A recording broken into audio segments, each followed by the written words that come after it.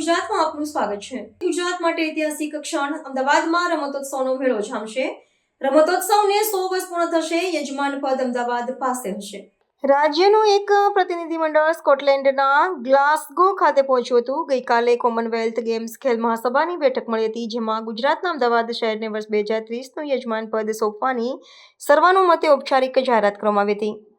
ગુજરાતના નાયબ મુખ્યમંત્રી હર્ષભાઈ સંઘવીના નેતૃત્વમાં રાજ્યનું એક પ્રતિનિધિમંડળ સ્કોટલેન્ડના ગ્લાસગો ખાતે પહોંચ્યું હતું। તેમની સાથે કેન્દ્રીય ખેલ અધિકારીઓ તથા કોમનવેલ્થ એસોસિએશન સાથે સંકળાયેલા અધિકારીઓ પણ હતા।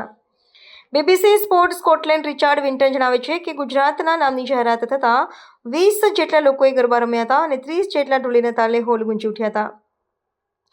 આ પહેલા 15 ઓક્ટોબરના રોજ કોમનવેલ્થ ગેમ્સના કાર્યકારી બોર્ડે યજમાન પદ માટે અમદાવાદના નામની ભલામણ કરવાની વાત કહી હતી।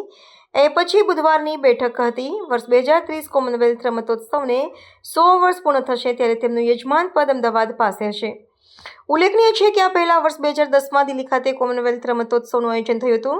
આ પહેલા આવતા વર્ષે ગ્લાસગો ખાતે ઝાખેલ મહાકુંભ યોજાશે।